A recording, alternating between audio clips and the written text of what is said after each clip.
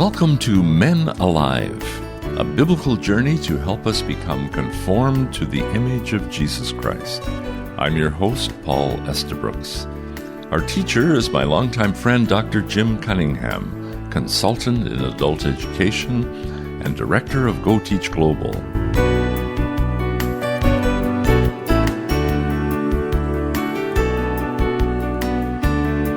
My question today, Jim, is what subject did Jesus talk about more than heaven? Oh, let me suggest that subject was money, or what we might call materialism. But first, let me tell a story. Some years back, my wife Rita, who is a registered nurse, spent 3 months at a rural clinic some 6 hours outside of Addis Ababa, the capital of Ethiopia. In those days, this little clinic was the primary source of help for some 50,000 people. Most were rural farmers with limited incomes. I was staying in Addis on another assignment at the same time. One day I arranged a 6-hour bus ride to visit Rita. A friend hired a trusted 16-year-old boy to go with me as my guide, interpreter, and guardian angel. Let's call him Danny. Danny and I arrived at a prearranged meeting place on a hot afternoon after a long, bumpy, crowded bus ride. No one was there to meet us. No worries. I bought 2 ice-cold cola drinks and we sat in the shade by the road. Danny looked at my shoes and said, "Jim, you are a rich man." "Why do you think that?" I asked. "Look at your shoes. They are almost brand new. You are a rich man." Ethiopians love to run, and in their culture, the quality of the footwear was a status symbol.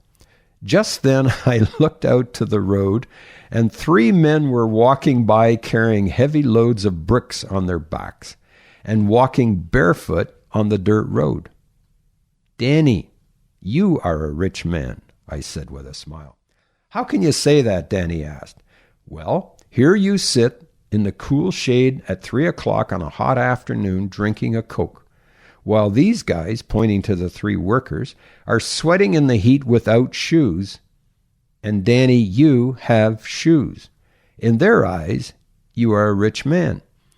"I never thought about it that way before," Danny admitted. This whole conversation with Danny caused me to think about materialism and how we view money and possessions, which is what Jesus talked about more than heaven. On a visit to the Philippines, I was sitting in a coffee shop with friends, and one worked with the World Bank, so I took a small coffee stick, and I said, "Can I test my view of materialism with you?" And they agreed. I said, "Let this little coffee stick represent all the people on earth, approximately 8 billion people." I took the stick and broke it into 2 equal pieces. I said, "Each piece represents half the world's population. Worldwide, 1/2 earns less than $500 a year as total family income, little over $1 a day." I set that piece to the side, and I took the second half. I then snapped off the top 10% of that stick, and I said, let's say that 40% represents all the people on earth who earn between $500 a year and $5,000 a year, a little over $10 a day. Then I took that tiny piece, the 10%, and said this piece is too small to break off the tip, but here's what it represents. 9% of the people on earth have a household income between $5,000 and $50,000 a year. The remaining 1% has a net worth over $500,000. At this point, it is not income that's being considered, but net worth. My World Bank friend smiled and said, "Well, that's a reasonable estimate." So if I could go back to my friend Danny in Ethiopia, here's how I would explain my coffee stick view of materialism. Each of us is somewhere on the coffee stick. There is only one person who is the wealthiest man on earth, and his name changes each year depending on his investments and the economy. And there is only one person who is the poorest man on earth. We do not know his name or where this person lives, but some countries in Africa could qualify. Each person listening to this radio program are on this coffee stick somewhere between the poorest man and the richest man on earth. From wherever we are, there are now people above us financially who have more and below us economically who have less. How we view these people is a matter of attitude, and that attitude can be either positive or negative.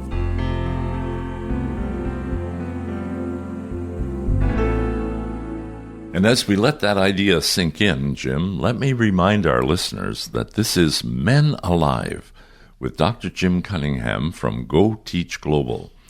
At the end of the program, we'll share how and where you can ask your pressing questions to Dr. Jim. And I'll ask one right now. Jim, what are the positive and negative responses in our attitudes? The positive response to those who have less than we do is to show compassion. How can I help is the question we ask when we meet someone who has less than we do. We may even gather like-minded friends around us to assist in meeting this need. Individual men responding to a specific person's need established many charitable organizations and humanitarian efforts. But the negative response to those below us is to ignore them. The opposite of love is not always to hate. Often it means to ignore.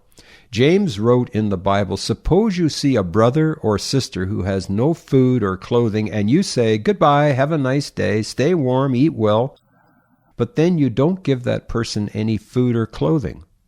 What good does that do?" John the Apostle said, "Let us not love with words or tongue, but with actions and in truth." Here's an example from Egypt. The small stuffy room in an Egyptian village was filled with a crowd of smiling faces. The ages of the children ranged from 8 to 11 years, and they were seemingly oblivious to their own poverty. To be a Christian child in Egypt is not an easy life. The excitement, though, that filled the air overwhelmed any feeling of self-pity and despair that might have existed. With a large maize bag, each of the young boys excitedly awaited their orders. The leader began explaining, "It's Saturday night, and the children will once again invade our little village. They will go to every house on the street. They will ask the inhabitants whether they have enough bread to eat or not. If there's more than enough bread in the house, they will ask the families to place any extra bread in the bag for those who do not have enough. The children will continue until all the bags are filled to the top. They will then go back to all the homes where there was not enough bread and distribute so that every family in our village will have enough bread to eat for the next week.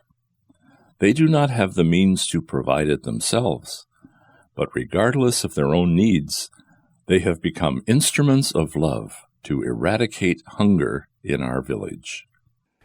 We need to look at those who have more than we do as well. The positive response to those who have more is to rejoice with them. We can try to learn from their words, their writings, or their lifestyle how to apply skills these people have acquired. The negative response is envy and jealousy, even to the point of wanting to take it away from them by stealing. And who of us have never envied? Many of my graduate school faculty members were Marxists who quite openly express disdain for free enterprise capitalism and those with wealth.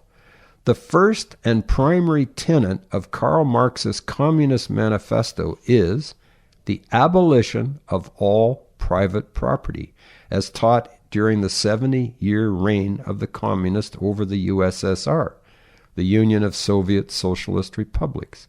Critics of this theory tell a story that sums up this theory with a wee bit of dark humor.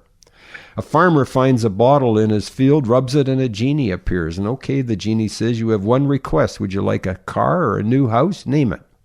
The farmer thinks for a minute. "Come on," the genie says. "Come on, I don't have all day. Ask me for what you want." "Okay," the farmer begins.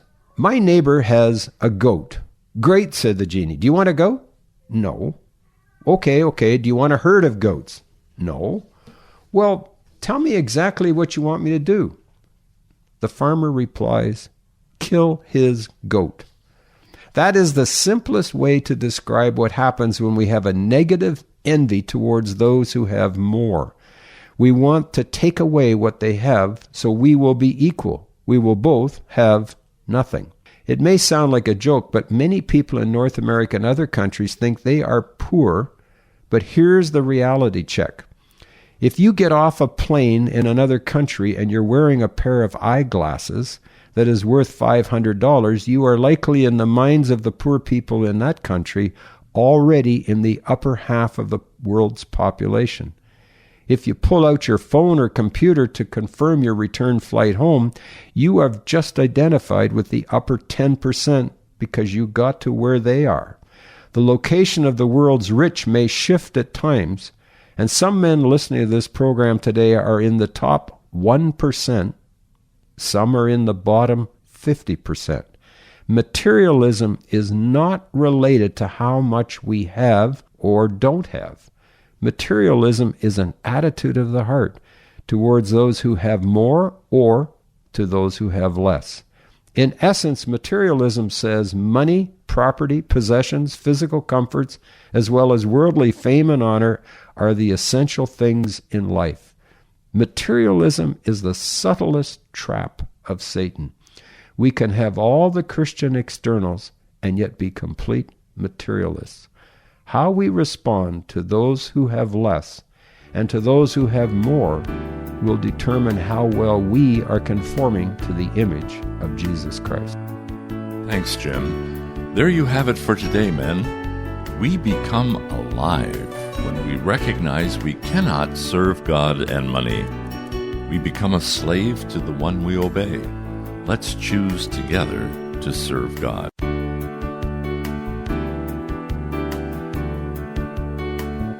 These programs are based on the book by Dr. Jim titled Men Alive, Conforming to the Image of Jesus Christ. This book, written by Dr. Jim Cunningham, is available on Amazon.com and at GoTeachGlobal.com. For a printed copy of this program's teaching, or with any questions you may have, email Dr. Jim at menaliveuntogod@gmail.com.